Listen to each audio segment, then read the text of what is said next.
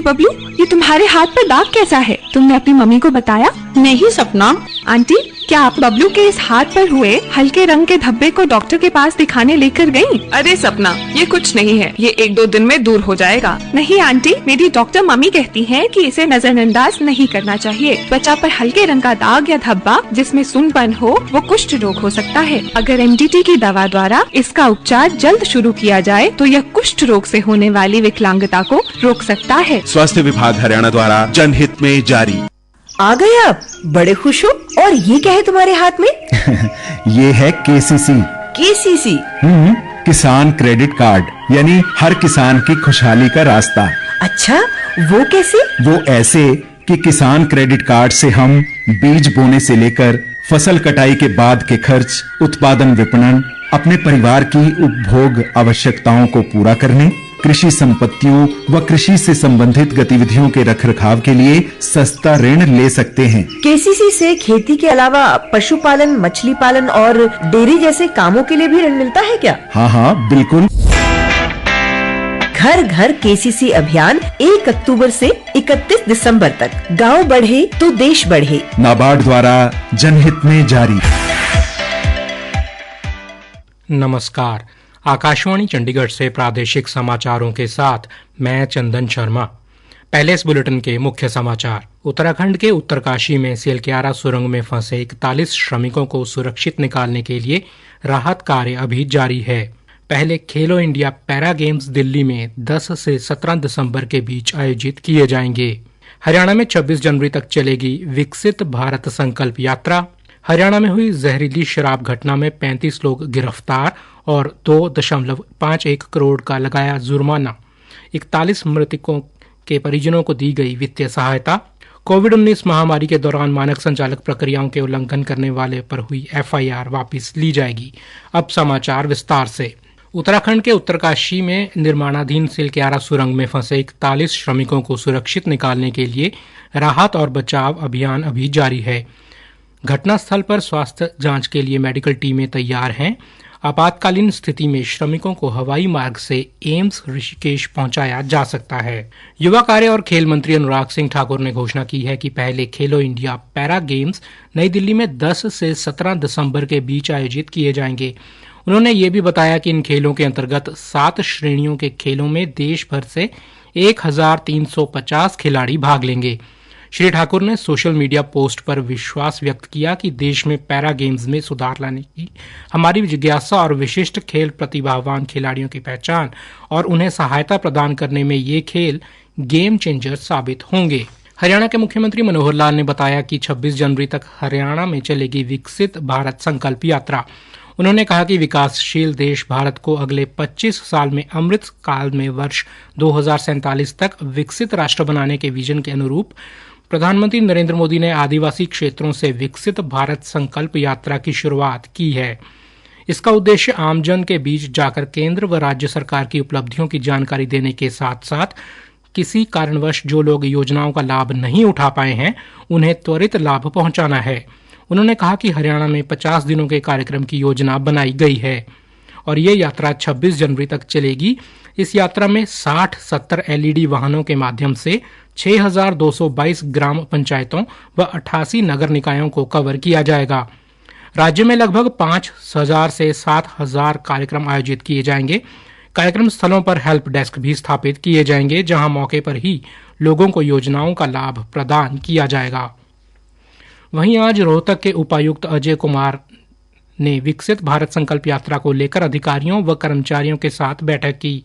उपायुक्त ने कहा कि प्रस्तावित कार्यक्रम के अनुसार प्रथम चरण में जिले के ग्रामीण क्षेत्र में 3 LED वैन पहुंचेंगी। एक वैन द्वारा एक दिन में 2 गांवों की यात्रा की जाएगी। प्रत्येक गांव में लगभग 3 घंटे का कार्यक्रम होगा।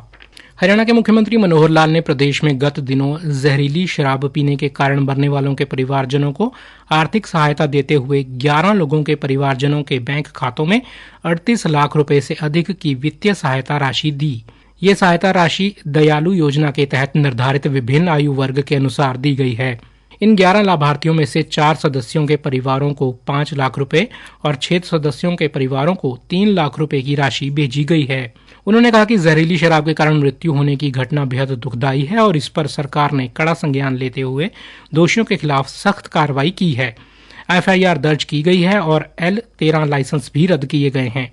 साथ ही उन पर 2.51 करोड़ रुपए का जुर्माना भी लगाया गया है। उन्होंने कहा कि सरकार ने लोगों से भी आग्रह किया है कि इस प्रकार के बैंड से किसी तरह का उत्पाद ना खरीदें। वहीं मुख्यमंत्री ने बताया कि अंत्योदय परिवारों को सामाजिक वित्तीय सुरक्षा प्रदान करने के उद्देश्य से शुरू की गई दीनदयाल उपाध्याय अंत्योदय परिवार सुरक्षा योजना दयालु के तहत आज 1159 लाभार्थियों को 44.48 करोड़ रुपए की राशि सीधे उनके बैंक खातों में पहुंचाई गई है। इस योजना के तहत अभी तक 1964 लाभपात्रियों को 75 करोड़ 10 लाख रुपए की राशि सीधे उनके बैंक खातों में डाली गई है।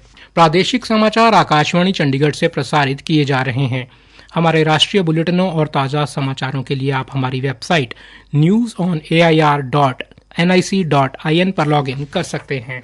आकाशवाणी चंडीगढ़ के समाचार सेवा प्रभाग द्वारा मेरी माटी मेरा देश अभियान के तहत आजादी के अमृत काल में 15 अगस्त को शुरू की गई प्रश्नोत्तरी प्रतियोगिता आज संपन्न हो गई है। इस सफर में श्रोताओं का भरपूर प्यार और साथ मिला। पंजाब, हरियाणा, चंडीगढ़, दिल्ली, हिमाचल प्रदेश एवं उत्तर प्रदेश में बैठे हमारे श्रोताओं ने प्रतियोगिताओं में बढ़ चढ़कर भाग लिया, जिसके लिए आकाशवाणी चंडीगढ़ का समाचार सेवा प्रभाग आप सबका तहे दिल से आभारी है। प्रतियोगिता में कल पूछे गए अंतिम प्रश्न का उत्तर है, सरफरोशी की तमन्ना अब हमारे दिल में है।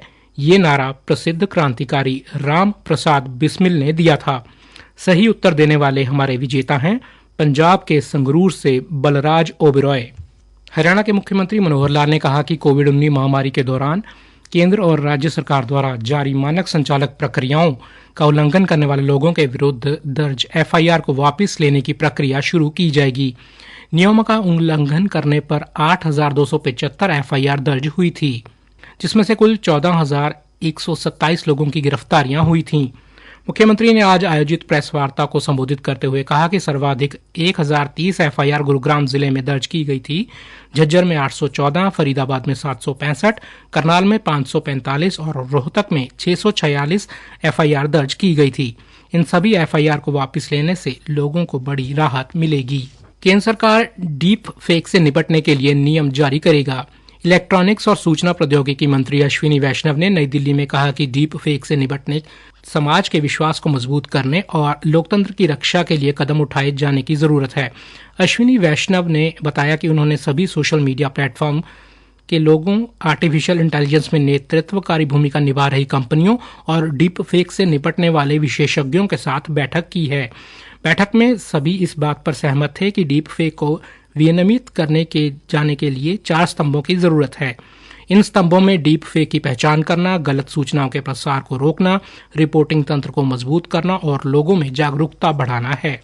हरियाणा के मुख्यमंत्री मनोहर लाल ने आज चंडीगढ़ में एक पत्रकार वार्ता में जींद जिले की स्कूली छात्रा के साथ अभद्र व्यवहार को लेकर पूछे गए एक प्रश्न के उत्तर में कहा कि पुलिस द्वारा मामले में तुरंत कार्रवाई करते हुए आरोपी को गिरफ्तार किया गया है। संबंधित स्कूल में महिला प्रिंसिपल को नियुक्त कर दिया गया है और 16 नए स्टाफ की नियुक्ति की गई है। हरियाणा राज्य महिला आयोग की अध्यक्षा रेणु भाटिया को पुलिस के साथ समन्वय स्थापित करके सेमिनार आयोजित करने के लिए कहा है। अंत में मुख्य समाचार एक बार फिर से। उत्तराखंड के उत्तरकाशी में सियालकुरा सुरंग में फंसे 41 श्रमिकों को सुरक्षित निकालने के लिए राहत कार्य अभी जारी है। पहले खेलो इंडिया पैरा गेम्स दिल्ली में 10 से 17 दिसंबर के बीच आयोजित किए जाएंगे। हरियाणा में 26 जनवरी तक चलेगी विकसित भारत संकल्प यात्रा। हरियाणा में हुई जहरीली शराब घटना में 35 लोग गिरफ्तार और 2.51 करोड़ का लगाया जुर्माना। 11 मृतकों के परिजनों को दी गई वित्तीय सहायता। इसी के साथ प्रादेशिक समाचार समाप्त हुए।